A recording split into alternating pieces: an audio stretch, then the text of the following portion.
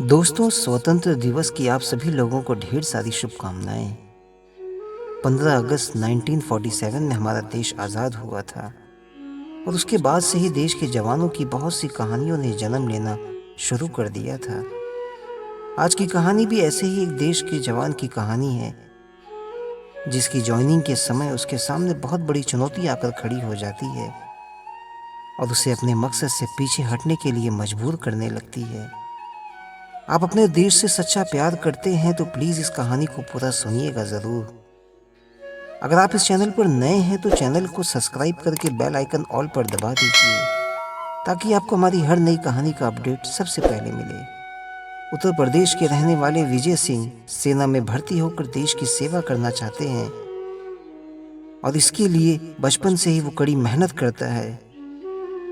वो रोज़ सुबह सुबह उठकर 10 किलोमीटर दौड़ लगाता है। उसके बाद अपने शरीर को मजबूत करने के लिए एक्सरसाइज करता है। देश की सेवा करना उसका बचपन से ही एक बहुत बड़ा सपना है और अपने इस सपने को पूरा करने के लिए वो रात दिन मेहनत करता है। उसी समय पड़ोस में रहने वाली आरती उसे छुप छुप कर देखती है, उसे पसंद करती है, मन ही मन में उसके बारे में सोचती है। विजय जब सुबह दौड़ लगाता है तो आरती साइकिल चलाते हुए उसके पीछे पीछे घूमती है।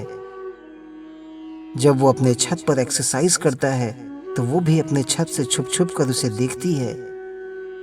विजय को आरती के बारे में पता चल जाता है कि वो उसे पसंद करती है, लेकिन इकरार करने से डरती है। आरती के बार बार उसके ऊपर डोरे डालने की वजह से विजय के दिल में भी उसके लिए जगह बननी शुरू हो जाती है और जब आरती उसे एक लेटर लिख कर देती है तो उसके मन की बात जानकर उसे भी अपने मन में बिठा लेता है, उससे मोहब्बत करने लगता है। आरती से मोहब्बत करने के बाद भी विजय के लिए अपने देश से प्रेम कम नहीं होता है, उल्टा उसकी ट्रेनिंग में और तेज़ी आने लगती है, उसकी मेहनत में और बढ़ोतरी हो जाती है। फ्री टाइम में दोनों कभी गांव के बाग में मिलते हैं तो कभी पुल पर मिलते हैं तो कभी बाजार के बहाने बाजार में मिलते हैं। दोनों धीरे धीरे एक दूसरे के बहुत करीब हो जाते हैं, दिलो जान से एक दूसरे को चाहने लगते हैं। इनकी मोहब्बत के बारे में इनके घर वालों को पता चल जाता है तो इनके घर वालों का आपस में झगड़ा शुरू हो जाता है। फिर इनके घर वाले इन्हें एक दूसरे से दूर करने की प्लानिंग करते हैं, लेकिन फिर बहुत कुछ सोचने समझने के बाद इनके घर वाले भी इनके सच्चे प्यार को मान जाते हैं और इनकी शादी के लिए तैयार हो जाते हैं। धीरे धीरे समय गुजरता है और विजय के जीवन का वो दिन भी आ जाता है जिस दिन का उसे बचपन से इंतज़ार रहता है। उसका भारतीय सेना में भर्ती का दिन आ जाता है। विजय बहुत खुश हो जाता है, उसके सालों की मेहनत रंग लाती है और वो सेना में भर्ती हो जाता है। पूरे गांव में जश्न का माहौल हो जाता है, हर कोई उसे आकर बधाई देता है। आरती के घर वाले विजय के सीमा पर जाने से पहले पहले उन दोनों की मंगनी का प्लान बनाते हैं और विजय के घर वाले भी उसकी मंगनी के लिए तैयार हो जाते हैं।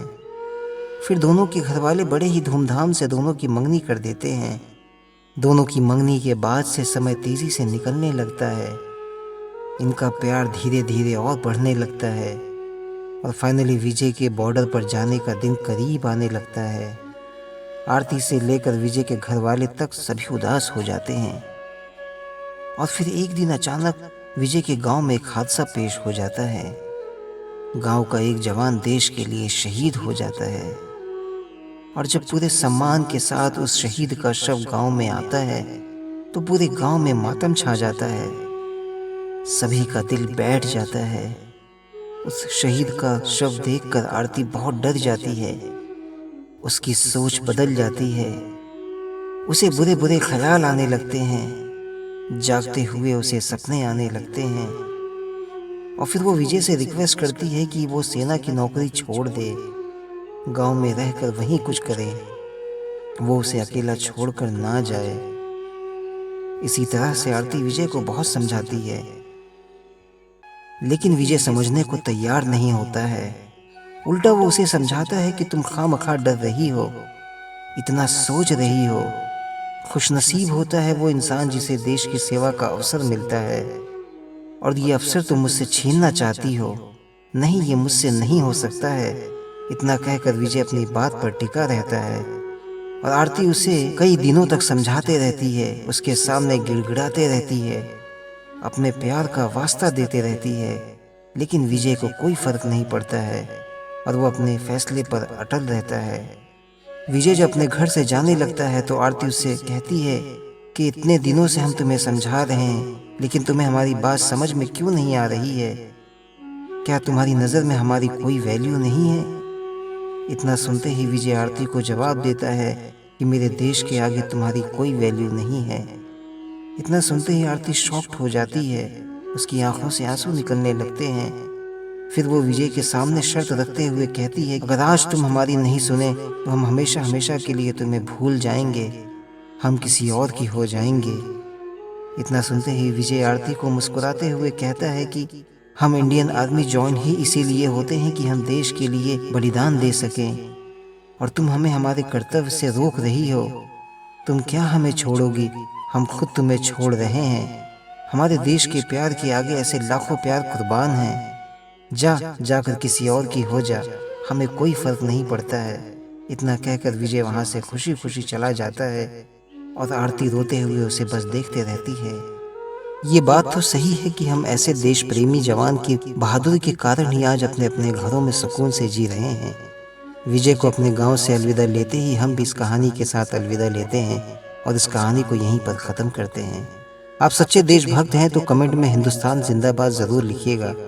अगर ये कहानी आपको पसंद आई है तो प्लीज़ लाइक शेयर कीजिए और चैनल पर नए हैं तो चैनल को सब्सक्राइब करके बेल आइकन ऑल पर दबा दीजिए ताकि आपको हमारी हर नई कहानी का अपडेट सबसे पहले मिले। Thank you.